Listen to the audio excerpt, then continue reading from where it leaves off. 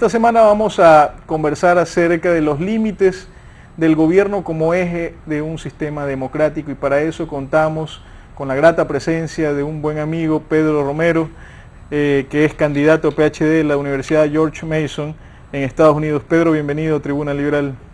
Gracias, Carlos, gracias amigos televidentes, es un placer nuevamente estar en tu programa y compartir contigo estas ideas.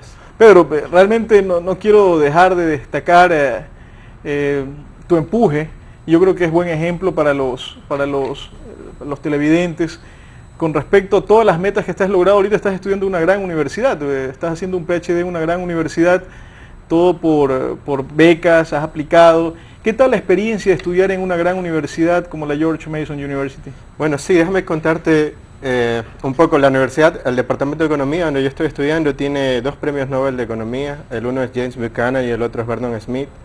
Y llegué allá con una beca de la Fundación Earhart y luego empecé a aplicar otras becas mientras estuve ahí, y como de la Fundación Bradley de Estados Unidos, y también luego empecé a trabajar dando clases en la Universidad de Desarrollo Latinoamericano y actualmente de Macroeconomía.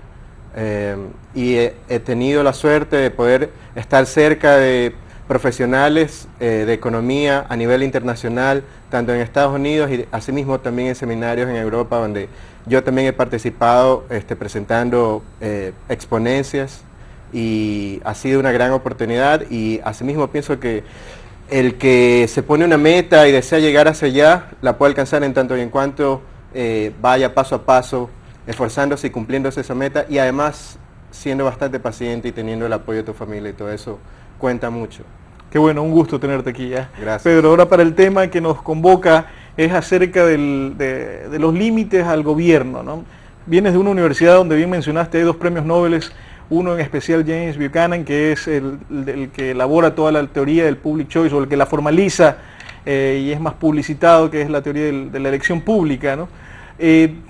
¿Cuál es la importancia de limitar el poder de los gobiernos? ¿Cómo resumirías esa idea en general, ¿no? ¿Cuál sería la importancia de limitar el poder del gobierno? La importancia fundamental subyace en que si no hay tales límites, la democracia se desfigura y no funciona. Y el límite más importante viene de la idea de que, asimismo como el gobierno está para controlar o ser el árbitro neutral para controlar los conflictos entre 2 partes privadas, la Constitución es el freno que los ciudadanos con el cual nos garantizamos de que el gobierno no nos va a violar nuestros derechos, que se resumen en derecho a la vida, la libertad y la propiedad. ¿Y por qué son estos derechos importantes? Primero, porque no son garantizados, no fueron creados o inventados por ningún Estado, existieron antes de los orígenes de los estados tales y cuales como los conocemos actualmente. Y además fueron en las democracias occidentales de Inglaterra y de Estados Unidos, era a través de la garantía y la idea de que los derechos provenían ya sea de nuestro origen divino, o como hijos de Dios, o de nuestros argumentos racionales para entender de que el ser humano, por medio de su propio esfuerzo y con el uso de su libertad, es capaz de crear e inventar nuevos caminos para progresar y encontrar no solo la generación de riqueza para sí mismos, sino para ellos y las demás personas que se benefician de los bienes de consumo que los empresarios en todos los niveles productivos han creado durante toda la civilización que se ha venido desarrollando en los últimos 2 o 3 siglos. Entonces, la importancia de los límites del gobierno subyace en que son tales límites que hacen que precisamente, o sea, que la Constitución diga que el gobierno no puede violar los derechos fundamentales del ser humano, es lo que garantiza que que la democracia funcione, en el sentido de que la democracia solo nos permite determinar quién va a estar en el gobierno, ya sea por 4, por 5 o por 6 años, y que lo puede reelegir nuevamente. Pero la democracia no nos puede decir: a esta persona le vamos a dar pan, a esta persona le vamos a dar gas, a estas personas los vamos a salvar de por ejemplo, lo que actualmente está pasando, de una crisis financiera, como han sido ciertas industrias actualmente en Estados Unidos. Entonces, la democracia, eso no nos puede decir, o el significado original de la democracia no incluía ese tipo de intervencionismo estatal. Pedro, hay dos ideas que acabas de mencionar que quisiera que las expliques un poco más, que es el tema de que el límite al gobierno lo establece la Constitución.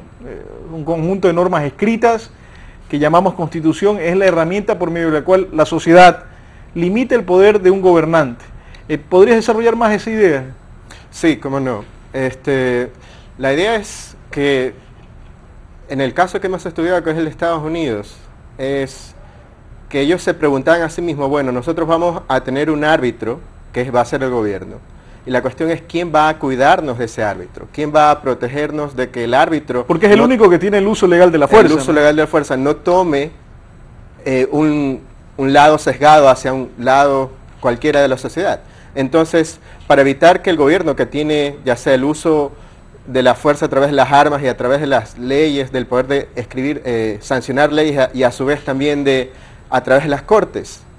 Entonces, para evitar que se abuse de ese poder, se estableció primero que tenía que haber una división de poderes, a través de que el gobierno, el cuerpo ejecutivo del gobierno iba a ser controlado por el rol legislativo del gobierno, y a su vez los legisladores o senadores iban a ser controlados por los jueces.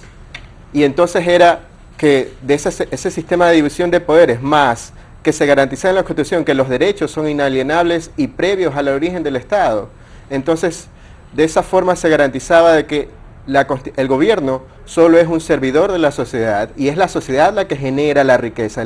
La definición de Estado propio que la dio Adam Smith era eso: son los ciudadanos como propietarios de los recursos naturales, ya sean petróleo, ya sea oro, ya sea cualquier tipo de mineral o cualquier tipo de industria. Son ellos los que son los propietarios, porque ese es su derecho de propiedad. Y el gobierno se financia para proveer los servicios de seguridad y de cortes a través de los impuestos que se le paga, pero de ahí en adelante cualquier otra función es una función que depende mucho de si hay o no más recursos para que se lo financie, pero a su vez también empieza a desdibujar el rol original de la democracia, que es garantizar los derechos de los individuos a través de la eliminación de los poderes del gobierno. ¿Y cómo la Constitución limita el poder del gobierno? Que en los artículos dice, bueno, derecho a la vida, propiedad y libertad son inalienables. ¿Cómo más puede la Constitución, una Constitución articular herramientas o medios para evitar que el gobierno extralimite sus facultades? Una vía, que de hecho ya se la intentaba también en Ecuador, es precisamente que se escriba que los derechos son previos al origen del Estado y constan del derecho a la vida, la propiedad y la libertad. Pero otra vía, pero tiene en cuenta que, por ejemplo, en el caso de Inglaterra, ellos no tienen eso en la Constitución, pero por una especie de costumbre de que esos son los derechos que se respetan, y además por las revoluciones que existieron en el siglo XVII contra los reyes, se asume de que es el Parlamento el que representa a los ciudadanos y los jueces controlan de que los senadores realmente protejan los derechos de los ciudadanos, entonces a través del Parlamento. Entonces, en el caso de Inglaterra, no fue necesario que se escriba en la Constitución cuáles son los derechos de los individuos, pero sí se tiene, el inglés sabe de que hay una división de poderes entre el gobierno, entre el Parlamento, entre los jueces y el primer ministro. El primer ministro tiene que responder por cada acción que hace al Parlamento, y el Parlamento tiene que responder a sus constituyentes, que son las personas que los eligen.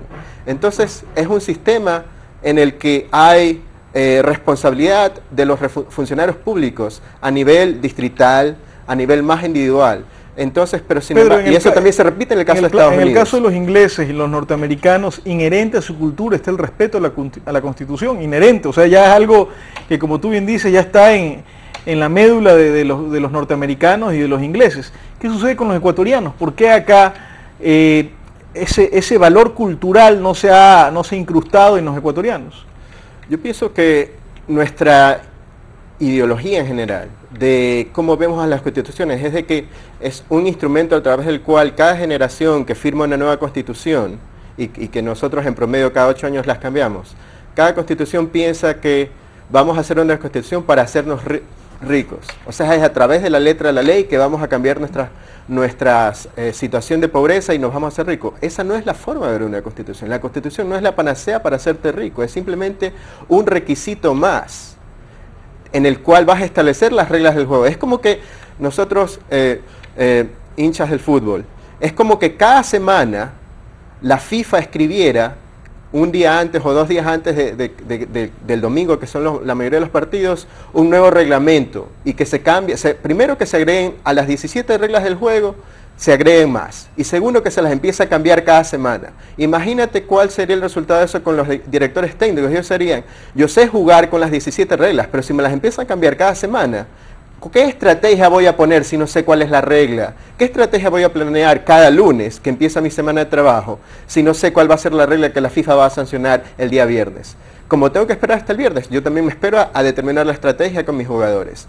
Entonces, esa forma crea incertidumbre, crea que los jugadores no son eficientes en el campo de juego. Asimismo, cuando nosotros escribimos constituciones, primero que la gente está a la espera, los inversionistas extranjeros, los inversionistas locales, y a su vez también crea la incertidumbre de que, bueno, si esta constitución, si la última duró 10 años, ¿cuánto va a durar esta? Entonces todo el mundo está con esa mentalidad de que esta constitución va a durar poco, por lo tanto también la podemos violar. No existe una cultura en el sentido de que esta constitución va a durar para siempre, pero para que una constitución dure para siempre tiene que tener pocos artículos y que sean esos artículos que sean a consenso, porque si tiene menos artículos es más fácil discutirlos. Pedro, el bloque anterior señalabas cómo la Constitución es la herramienta por medio de la cual la sociedad limita el poder del gobierno y garantiza que a quien se le ha otorgado la tarea de salvaguardar los derechos no sea el primero que los viole, los derechos básicos, ¿no? De vida, propiedad y libertad que tanto habla el liberalismo clásico. Sin embargo, te podría decir, oye, pero acá en el país también se habla de derechos y van mucho más allá de los derechos naturales que habla el liberalismo clásico de vida, propiedad y libertad. Te habla de derecho a la vivienda, derecho al medio ambiente, derecho a la casa, derecho al trabajo, bueno, un sinnúmero de derechos que sí se han puesto en la nueva Constitución que fue aprobada aquí en el país, ¿no? ¿Cómo miras esta hiperinflación de derechos que tenemos aquí los ecuatorianos? Gracias. Sí, es una pregunta bastante importante. Y un concepto que está relacionado a esto es la idea de que los derechos tienen que ser generales. Cuando decimos que nosotros tenemos derecho a la vida, se entiende que nosotros podemos defendernos si alguien nos ataca y que nadie tiene ningún derecho a atacarte contra tu vida. Asimismo, si nosotros hemos adquirido propiedad lícitamente, entonces esa propiedad no puede ser expropiada de nuestras manos, ni siquiera por el gobierno y ni tampoco por ninguna otra persona privada.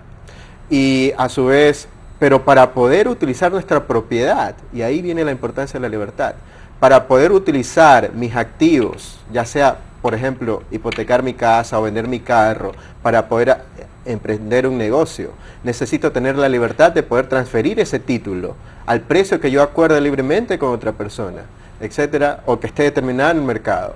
Y a su vez, emprender el negocio que yo más o menos vea que en el mercado pueda funcionarme, y si no, intentar otro, etcétera. Pero, ¿qué efecto tú ves que va a tener esta hiperinflación de derechos en la sociedad ecuatoriana, en la economía ecuatoriana?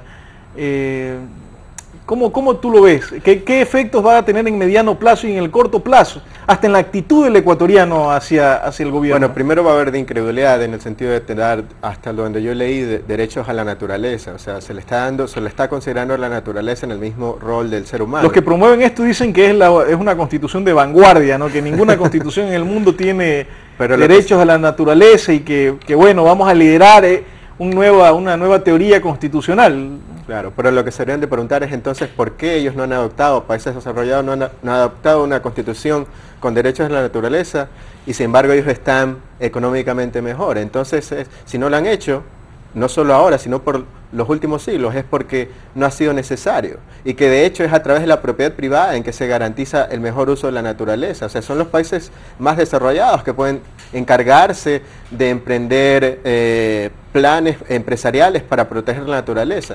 Pero si tú no eres dueño de esos recursos, no vas a tener el incentivo para hacerlo.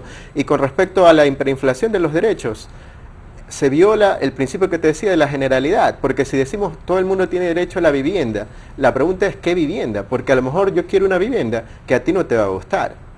y a otra persona no va a gustar ni la vivienda que a ti te gusta ni mi vivienda. Entonces, el derecho a la vivienda sí, pero va a ser uniforme. Bueno, ¿y quién la paga también? ¿Y quién la va a pagar? Y si no nos gusta, porque es una casa que va a tener las mismas características que las del otro, entonces a lo mejor no la voy a cuidar, porque no fue diseñada cada parte, cada pared, el color, cada ventana, cada puerta o los cuartos que tengan en la habitación. En la casa, no fueron diseñados por mí, entonces voy a empezar a decir, bueno, esto no me gusta y no lo voy a tener el incentivo para cuidarlo. Entonces la generalidad, cuando se aumentan los derechos de esa manera, derecho a la vivienda, derecho al trabajo, derechos pseudo derechos, que son todos estos derechos, o derecho a un buen vivir, que es un concepto tan espurio, que no tiene ningún significado en general, entonces se pierde la idea de la generalidad, de que los derechos tienen que aplicarse al igual por todos. ¿Qué efecto va a tener en la economía en el corto plazo? Porque estamos hablando de que todo esto cuesta, ¿no? Nada, no hay un desayuno gratis. Cuando uno dice, bueno, tienes derecho a vivienda o a educación, no significa que eso no deje de costar, sino que alguien tiene que pagarlo en lugar de uno, ¿no? ¿Qué efecto? Y vemos que el gobierno tiene problemas de financiamiento de su presupuesto. Entonces te pregunto a ti, que estás estudiando todas estas economías latinoamericanas y comparando una y otra institución, ¿qué efecto va a tener en la economía ecuatoriana esta constitución con hiperinflación de derechos? Sí, no, el ejemplo que quería mencionar relacionado a esto es el derecho a la educación, gratuita completamente, o sea, en el sentido de que todo el mundo va a querer, el incentivo es, yo quiero estudiar en la mejor universidad gratis y el gobierno la tiene que pagar. Pero el gobierno, enfrentado a una crisis en que los precios del petróleo se le va a ir a 40 o menos de eso, y que va a estar así por todo el siguiente año, probablemente hasta el 2010, no va a poder financiar esas promesas. Y aquí vamos de nuevo con la generalidad. O sea, ¿a quién le vas a dar educación? ¿Y qué calidad de educación vas a proveer? Entonces ya cuando el derecho empieza a individualizarse, a ser solo un derecho, ya en que se particulariza, es un privilegio, porque solo se los están dando a un cierto grupo, porque por cuestiones de financiamiento, de déficit fiscal, etcétera, no vas a poder financiarlo en general. Entonces ya se viola el concepto de la generalidad de la Constitución aplicadas a todos por igual, tanto gobernados como gobernantes. Entonces todo ese tipo de cosas, la Constitución actual, hasta donde la he estudiado, y también lo que he leído en la prensa, me parece que no incluyen. Pedro, muchos dicen que el capitalismo ha muerto con esta crisis financiera internacional, que prácticamente esta crisis es como la caída del muro de Berlín en el 89, y que Keynes ha retornado con las mayores fuerzas. Keynes, para los amigos televidentes, es un economista que en la época de la Gran Depresión de los 30 del siglo pasado promovía la mayor intervención del gobierno para salir de la crisis. Bueno, dicen que ahora estamos en un auge de Keynes otra vez. ¿Qué opinas de esto? No, es simplemente a nivel periodístico, tanto en Estados Unidos y algo académico, se está nuevamente rediscutiendo el nombre de Keynes, precisamente porque las características de la crisis internacional actualmente en los países desarrollados es bien parecida a lo que pasó durante la Gran Depresión, y esto es que es la demanda la que se está reduciendo, y por eso vemos expectativas de deflación, no de inflación como en los 70, cuando fue una crisis de oferta. Entonces aquí va a haber desempleo y bajos precios, mientras que en los 70, por ejemplo, fue desempleo y altos precios, porque fue una crisis de oferta. La oferta se redujo, esta vez es la demanda la que se reduce, y es el mismo fenómeno que pasó en los 30. Pero más allá de eso, una de las lecciones de la Gran Depresión fue, y el propio presidente de la Reserva Federal de Estados Unidos, Ben Bernanke, ha escrito sobre esto, fue que fueron las medidas a través del mercado que a partir de 1932 en adelante, que poco a poco fueron que la flexibilización de la economía fueron que permitieron que se salga de esa recesión. Pero sin embargo, las políticas que se han tomado no han ido por ese camino. Entonces, si el capitalismo fue el que salvó o sacó a las economías del desarrollo, sobre todo después de la Segunda Guerra Mundial, porque ese periodo después de la Segunda Guerra Mundial son otras condiciones las que hay que tomar en cuenta, pero después de la Segunda Guerra Mundial fue precisamente el capitalismo en Alemania Occidental y en países como Estados Unidos lo que determinó que 40 años después se diga este sistema fue mejor para proveer riqueza a las familias de pocos recursos, comparado a lo que al mismo tiempo y durante el mismo periodo la Unión Soviética había prometido.